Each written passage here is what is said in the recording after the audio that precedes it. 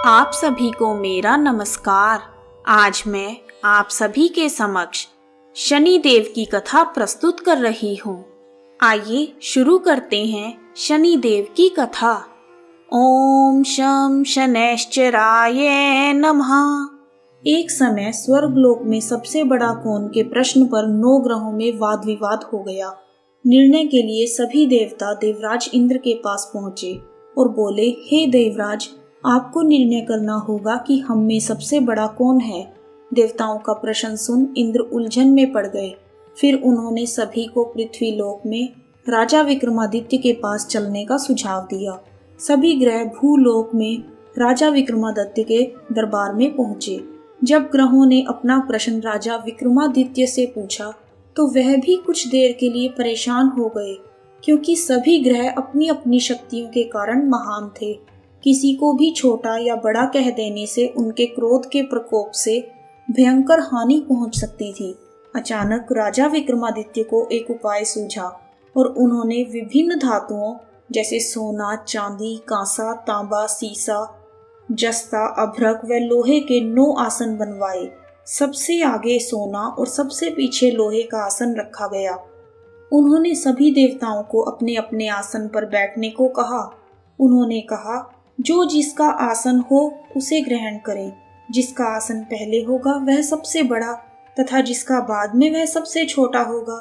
क्योंकि लोहे का आसन सबसे पीछे था, इसलिए शनिदेव समझ गए कि राजा ने मुझे सबसे छोटा बना दिया। इस निर्णय से शनिदेव रुष्ट होकर बोले, हे राजन, तुमने मुझे सबसे पीछे बैठाकर मेरा अपमान किया है। तुम मेरी शक्तियों से परिचित नहीं हो। सूर्य एक राशि पर 1 महीने, चंद्रमा 2 महीने 2 दिन, मंगल 1.5 महीने, बुध और शुक्र 1 महीने, बृहस्पति 13 महीने रहते हैं। लेकिन मैं किसी भी राशि पर 2.5 वर्ष से लेकर 7.5 वर्ष तक रहता हूँ। बड़े बड़े देवताओं को मैंने अपने प्रकोप से पीड़ित किया है। अब तू भी मेरे प्रकोप से सावधान रहना। इस पर राजा विक्रमादित्य बोले, जो कुछ मेरे भाग्य में होगा देखा जाएगा। इसके बाद अन्य ग्रहों के देवता तो प्रसन्नता के साथ चले गए, परंतु शनिदेव बड़े क्रोध के साथ वहां से विदा हुए। कुछ समय बाद राजा विक्रमादित्य पर साढ़ सती की दशा आई तो शनिदेव ने घोड़े के व्यापारी का रूप धारण किया और बहुत से घोड़ों के साथ विक्रमादित्य की नगर में पहुंच गए। राजा विक्रमादित्य उन घोड़ों को देखकर एक अच्छे से घोड़े को अपनी सवारी के लिए चुनकर उस पर चढ़ गए। राजा जैसे ही उस घोड़े पर सवार हुए, वह बिजली की गति से दौड़ पड़ा। तेजी से दौड़ता हुआ घोड़ा राजा को दूर एक जंगल में ले गया और फिर वहां राजा को गिराकर गायब हो गया। राजा अपने नगर लौटने के लिए जंगल में भटकने लगा, पर उसे कोई रास्ता नहीं मिला। राजा को भूख प्यास भी लगी। बहुत घूमने पर उन्हें एक चरवाहा मिला। राजा ने उससे पानी मांगा।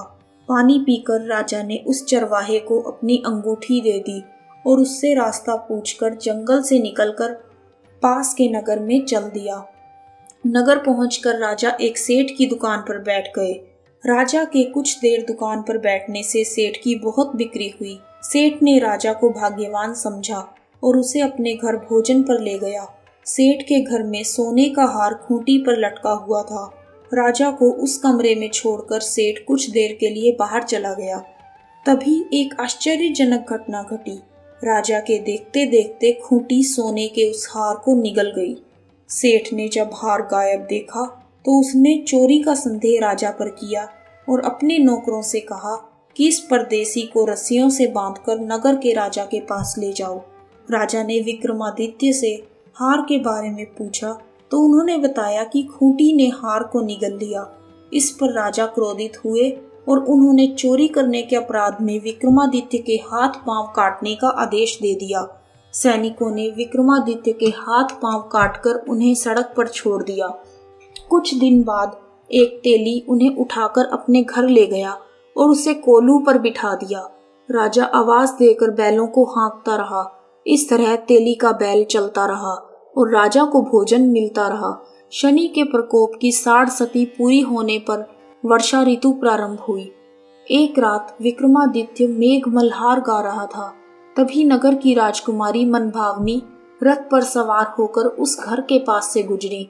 उसने मल्हार सुना तो उसे अच्छा लगा और दासी को भेजकर गाने वाले को बुला लाने के लिए कहा।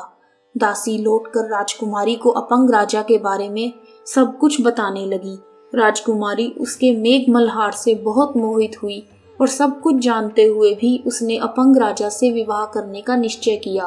राजकुमारी ने अपने माता पिता से जब यह बात की तो वे हैरान रह गए। उन्होंने उसे बहुत समझाया पर राजकुमारी ने अपनी जिद नहीं छोड़ी और प्राण त्याग देने का निश्चय कर लिया। आखिरकार राजा रानी को विवश होकर अपंग विक्रमादित्य से राजकुमारी का विवाह करना पड़ा। विवाह के बाद राजा विक्रमादित्य और राजकुमारी तेली के घर में रहने लगे। उसी रात स्वप्न में शनिदेव ने राजा से कहा, राजा, तुमने मेरा प्रकोप देख लिया। मैंने तुम्हें अपने अपमान का दंड दिया है। राजा ने शनिदेव से क्षमा करने को कहा और प्रार्थना की, हे शनिदेव, आपने जितना दुख मुझे दिया है अन्य किसी को ना देना। शनिदेव ने कहा, राजन, मैं तुम्हारी प्रार्थना स्वीकार करता हूँ। जो कोई स्त्री पुरुष मेरी पूजा करेंगे, कथा सुनेंगे, जो नित्य ही मेरा ध्यान करेंगे, चींटियों को आटा खिलाएंगे, वह सभी प्रकार के कष्टों से मुक्त हो जाएंगे और उनके सब मनोरथ पूर्ण होंगे। यह कहकर शनिदेव अंतर्ध्यान हो गए। प्रातःकाल राजा विक्रमादित्य की नींद खुली तो अपने हाथ पांव देखकर राजा को बहुत खुश हुई। उन्होंने मन ही मन शनिदेव को प्रणाम किया। राजकुमारी भी राजा के हाथ पांव सलामत देखकर आश्चर्य में डूब गई। तब राजा विक्रमादित्य ने अपना परिचय देते हुए शनिदेव के प्रकोप की सारी कहानी सुनाई। इधर सेठ को जब इस बात का पता चला तो दौड़ता हुआ आया और राजा विक्रमादित्य के चरणों में गिरकर क्षमा मांगने लगा। राजा विक्रमादित्य ने उसे क्षमा तो कर दिया क्योंकि वह जानते थे यह सब तो शनिदेव के प्रकोप के कारण हुआ था। सेठ राजा विक्रमादित्य को पुनः अपने घर ले गया और उसे भोजन कराया। भोजन करते समय वहां एक आश्चर्यजनक घटना घटी। सबके देखते देखते उस खूंटी ने हार को उगल दिया। सेठ ने अपनी बेटी का विवाह भी राजा के साथ कर दिया और बहुत से स्वर्ण आभूषण, धन आदि देकर राजा को विदा किया। राजा विक्रमादित्य राजकुमारी मनभावनी और सेठ की बेटी के साथ अपने नगर वापस पहुंचे तो नगर वासियों ने हर्ष के साथ उनका स्वागत किया। अगले दिन राजा विक्रमादित्य ने पूरे राज्य में घोषणा कराई कि शनिदेव सब ग्रहों में सर्वश्रेष्ठ हैं। प्रत्येक स्त्री पुरुष शनिवार को उनका व्रत करें और व्रत कथा को अवश्य सुने। राजकुमार विक्रमादित्य की घोषणा से शनिदेव बहुत प्रसन्न हुए। इस प्रकार शनिदेव की कथा पूर्ण हुई। कहानी सुनने वालों का भी भला और सुनाने वालों का भी भला। जय शनि महाराज। यदि आपको शनिदेव की कथा उचित लगी हो तो कमेंट बॉक्स में जय शनिदेव लिखना ना भूलें। आप सभी का हार्दिक धन्यवाद। जय शनिदेव।